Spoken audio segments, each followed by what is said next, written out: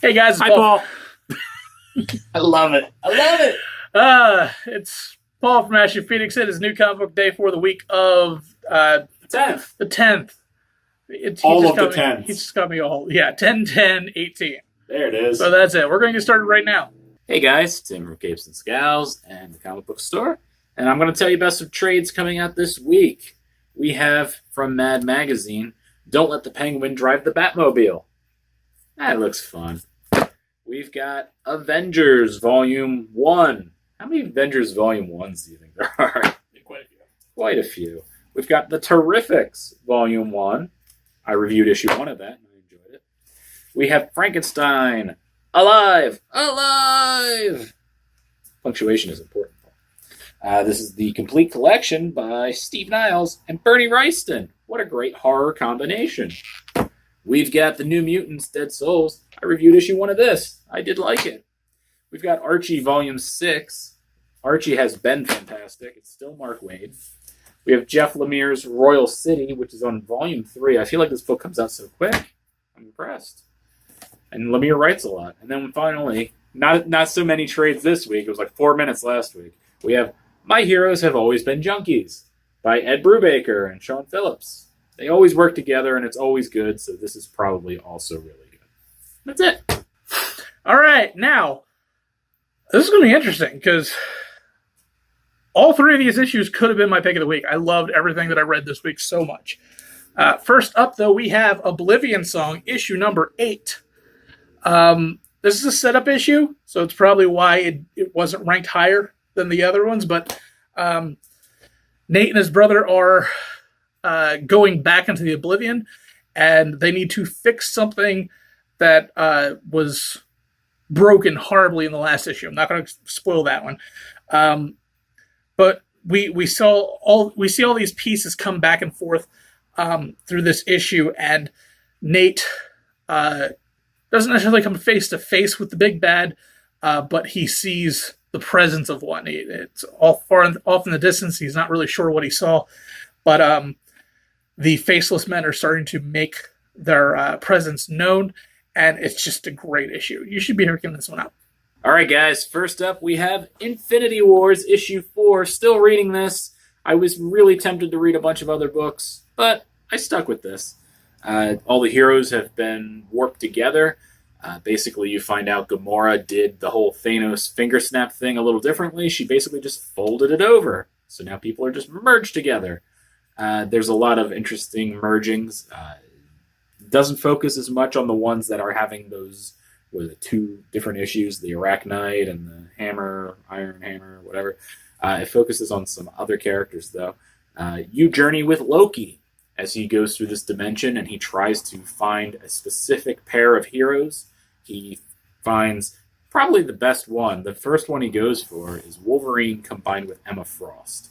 A really cool combination.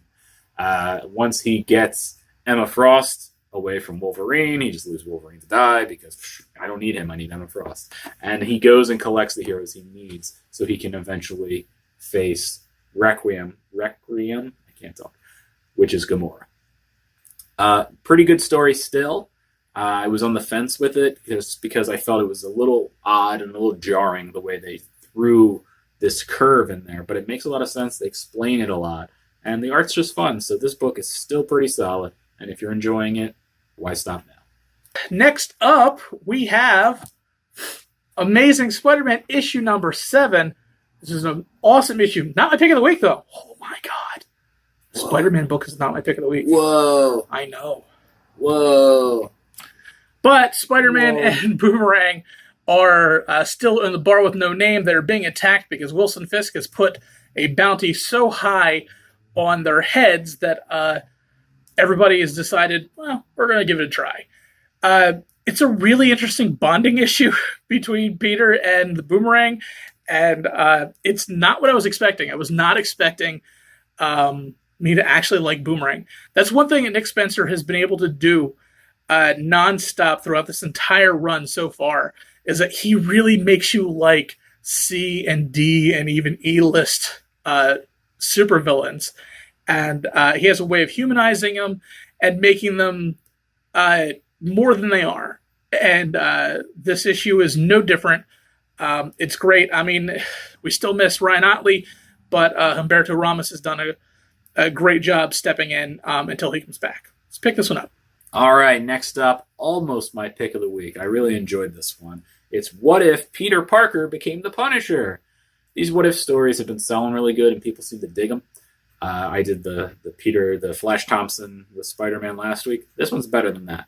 This is basically Peter Parker. Everything's kind of going the same, but when Uncle Ben is murdered, he catches up with the criminal who did it and just murders him. And a series of events keep going, so it mirrors very well. It mirrors the real universe beautifully. J. Jonah Jameson is like, we have to stop the Punisher Spider, or whatever the hell he's called. And it just keeps escalating. Spider-Man prepares. You can see on the cover he's got a special web shooter that has different ammo rounds in it.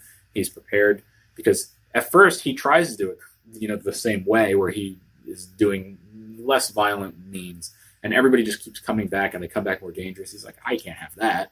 So when the Sinister Six finally shows up, he just destroys everybody. It's a very cool book. The ending was so good, so creative, and so clever. I loved it. And I don't want to spoil it, but I want you to read it and find out for yourself because it was a lot of fun. So what could possibly be my pick of the week? It actually is X-Men Black Mojo, issue number 1.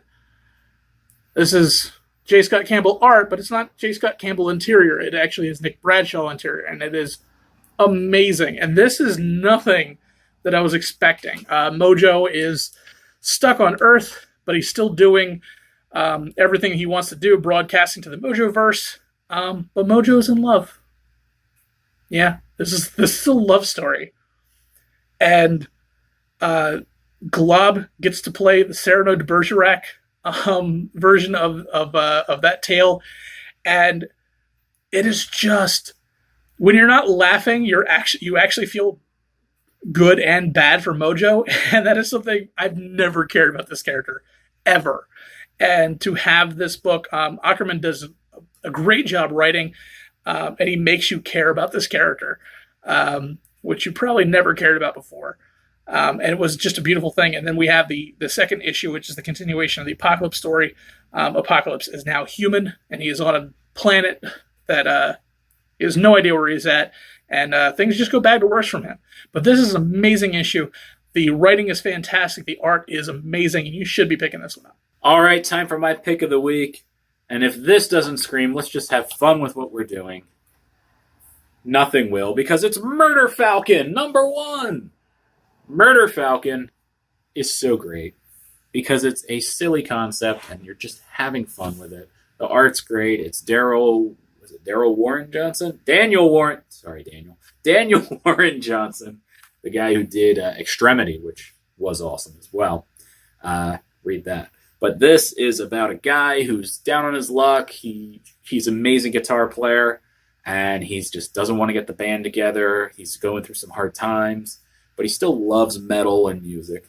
When monsters start attacking through a portal, and this giant Murder Falcon comes through the portal, and he says, you need to play. And he plays, and the Murder Falcon murders. But he only murders monsters. And what you find, and that's so silly and completely insane, and I love everything about it. You find out from Murder Falcon, his official name, that in his world, these creatures are paired with musical instruments, and they are used like weapons to fight these other monsters. So, as silly of a concept as this is, it all kind of makes sense in the grand scheme of things. The art is amazing, and I just really enjoyed it and had fun, and I definitely want more. So, Murder Falcon. Of course, that's my pick of the week. Murder Falcon. All right, guys, that's our video. It's done. Paul and I would like to thank everybody who was at New York Comic Con and interacted, the Cosplay Spotlight, and that's about it. Paul, anything else you want to throw in here? It's not funny. I just thought it'd be nice to thank people. No, we're good. Shut up, Paul. Now it's